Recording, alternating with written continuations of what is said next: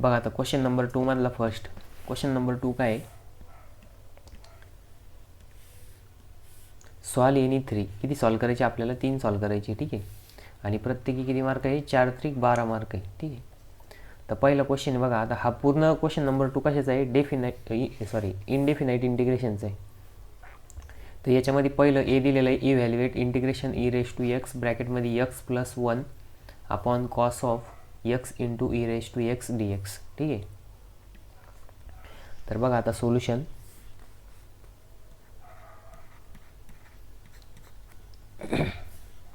Let's I is equals to integration of e raised to x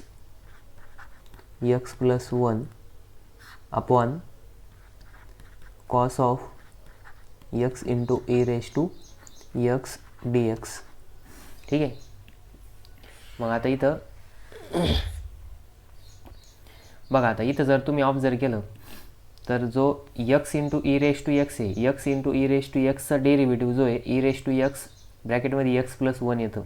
मग आपण काय करू शकतो, इथं x into E raise to x equals to t put करू शकतो. आणि ज्यावेळेस आपण d T by D x घेणार आहे त्यावेळेस आपल्याला d T is equals to e raise to x into d x येणार आहे. ठीक आहे. तर मग आता आपण काय करायचं, put by using substitution method. By using substitution method. ठीक आहे. मग सबस्टिट्यूशन मेथडने काय करायचं, put T is equals to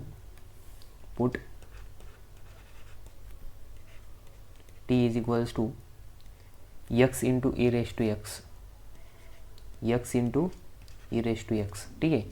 मग आता डिफरन्शिएट करायचं. मग इथं लिहा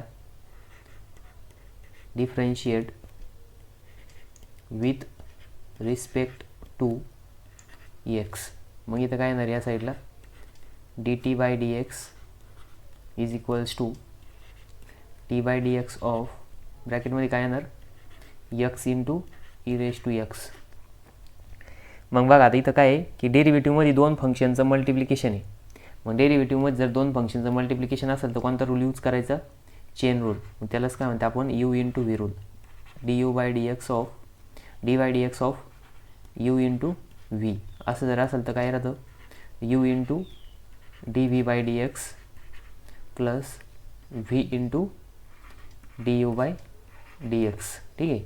मग ह्या रूलनुसार इथं डिफरन्शिएट करा. मग इथं काय येणार D T upon D X is equals to बघा आता यू म्हणजे इथं एक्स घेऊ आपण. ठीक आहे. म्हणजे D by D X of E raise to X plus आता व्ही तसंच व्ही म्हणजे ई रेज टू एक्स तसंच आणि D by D X of X. मग बघा याच्यानुसार काय होणार, इथे येणार D T by D X is equals to x into आता ई रेज टू एक्सचा डेरिव्हेटिव्ह ई रेज टू एक्सच येतो. ठीक आहे. प्लस हा E raise to X as it is आणि D by D X of X काय येणार आहे 1 येणार आहे. ठीक आहे. मग आता बघा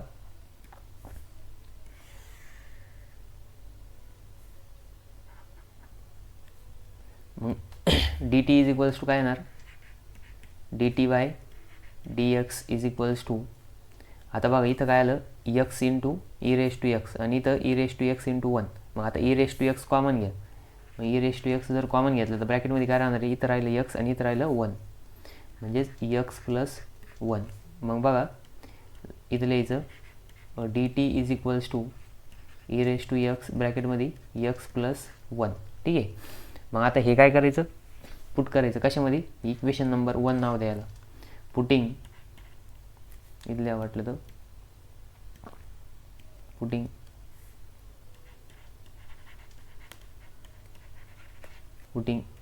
T is equals to x into E raise to X and dt is equals to e raised to x ब्रॅकेटमध्ये x प्लस 1.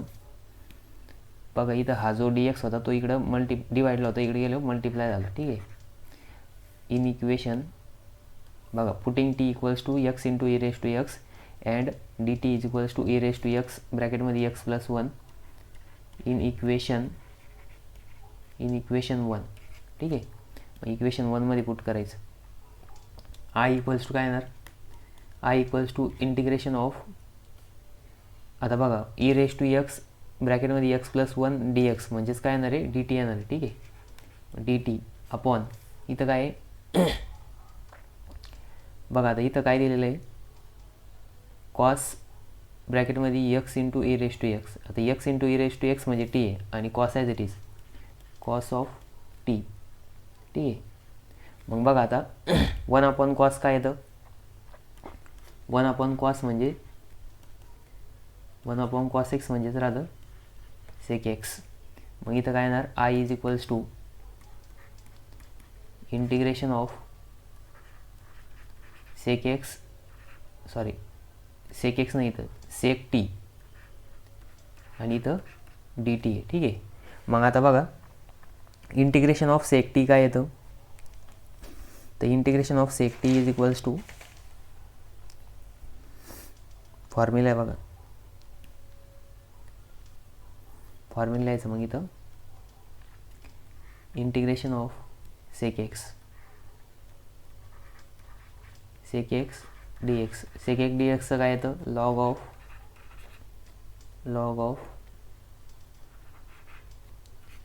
सेक x plus tan x plus c. पण ठीक आहे, मग आता याच्यानुसार इथं काय येणार, I is equals to log of sec x म्हणजे इथं येणार आहे sec t plus tan t plus C. ठीक आहे, मग आता आपण टी इक्वल्स टू काय पुट केलं होतं, मग इथं लिहायचं पुटिंग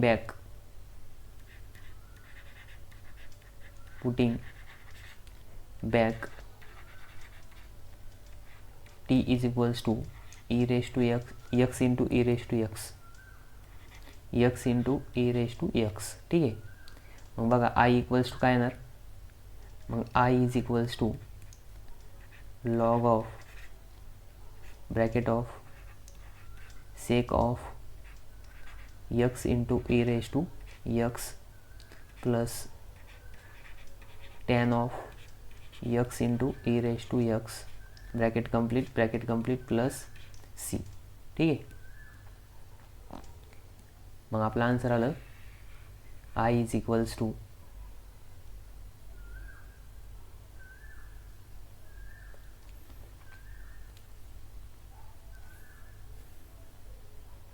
ठीक आहे, 1 मिनिट आन्सर ॲडजस्ट होत नाही, त्याला थोडंसं खाली घ्यावं लागलं आपल्याला.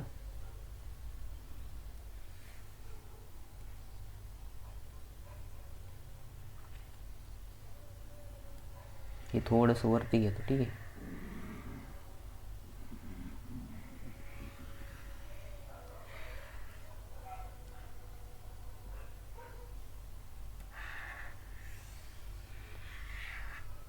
जागा कमी, इथं जागा ॲडजस्ट करावं लागेल. ठीक आहे,